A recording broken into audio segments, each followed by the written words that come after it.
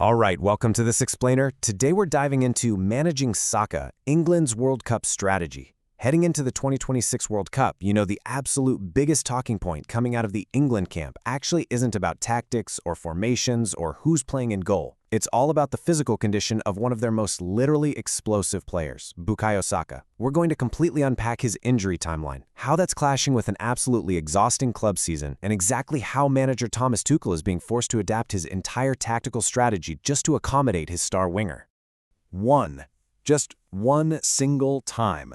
That is the staggering number of times Bukayo Saka completed a full 90 minutes in Arsenal's final 5 domestic matches. Think about that for a second. We are talking about an absolute linchpin for his country, right? A player whose entire game relies on relentless pressing and these crazy explosive bursts of speed.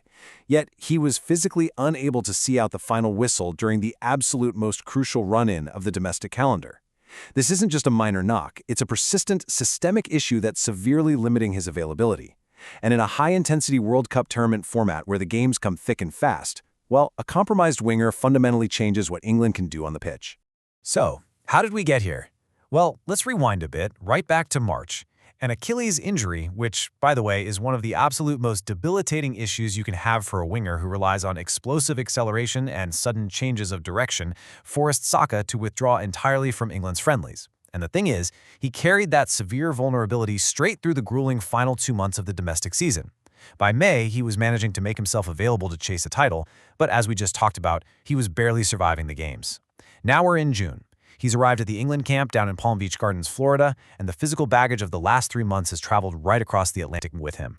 Listen to what England manager Thomas Tuchel had to say about this ahead of their warm-up games. He said, "We still have to take care a little bit about Bukayo. We're building him up." Okay, building him up is the absolutely critical phrase here. It means England doesn't just have a finished, fully fit product ready to go out there and be deployed at maximum intensity. Instead, he's a project. He requires really delicate handling, and that drastically alters how England can even approach their opening World Cup fixtures. If your main source of attacking width constantly needs load management, the whole tactical system has to shift to cover that vulnerability. It's like a giant puzzle they're trying to solve in real time. It's a fascinating dynamic, really. Saka is currently caught in this massive tug-of-war between the mind and the body. Mentally, he is soaring. He arrived in camp right in the absolute euphoria of winning Arsenal's first Premier League title in 22 years, along with making a deep, grueling run right to the Champions League final. His confidence is easily at an all-time high. He's battle-tested at the very highest levels. But physically, he is entirely taxed. That lingering Achilles issue meant he needed an extended break before he could even report to the national team. So the mind is totally primed for a World Cup, but the body is definitely flashing a severe low battery warning. And you really see how totally unique the situation is when you compare Saka to the other Arsenal guys who just played the exact same grueling schedule. Look at Noni Madueke, Declan Rice, Eberichi Eze. Tuchel confirmed all of them are 100% available and ready to hit the ground running. Yet Saka, he remains the outlier. While his teammates are fully charged, his recovery requires this highly monitored approach, and that leaves a massive question mark hovering over England's optimal starting 11.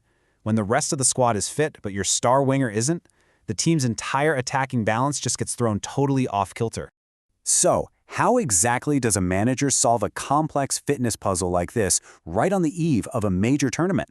Let's dive into the solution: Tuchel's minute strategy. Tuchel's actually rolled out a really strict 3-step blueprint that's heavily grounded in sports science to protect his star player. Step 1 was all about isolation, giving him an extended break away from the pitch entirely after the PSG match, just to let that Achilles decompress after the crazy club season. Step 2, which is where we're at right now, is full but heavily monitored involvement in training. He's out there on the grass, but the medical staff is watching his loads so intensely, tracking literally every single sprint and deceleration. And that leads us to the final, most critical phase: strictly capped match minutes. This is all about balancing the desperate need for him to have tactical sharpness against the very real danger of aggravating that injury. Let's break down exactly what this schedule looks like in practice, because capping minutes requires a totally uncompromising plan. On Wednesday, playing in Orlando against Costa Rica, Tuchel is hard capping his starters at 60 to 70 minutes. No exceptions. Nobody is going the full 90. Then on Thursday, in a closed-doors match against Miami United, the strategy completely shifts to heavy rotation for the rest of the squad. For a player like Saka, Giving him a hard out at the 70-minute mark allows him to build up that essential match rhythm, but it stops him from ever pushing into that red zone of exhaustion, which is exactly where Achilles tendons tend to flare up or worse, snap. This intense minute management means Tuchel is essentially dictating his substitution patterns before the referee even blows the starting whistle. Which brings us to the million-dollar question to wrap up this explainer. Can England's careful management keep Saka explosive when it matters most? We've walked through the really grueling timeline, that huge gap between his mental highs and physical lows, and Tuchel's extremely strict minute strategy.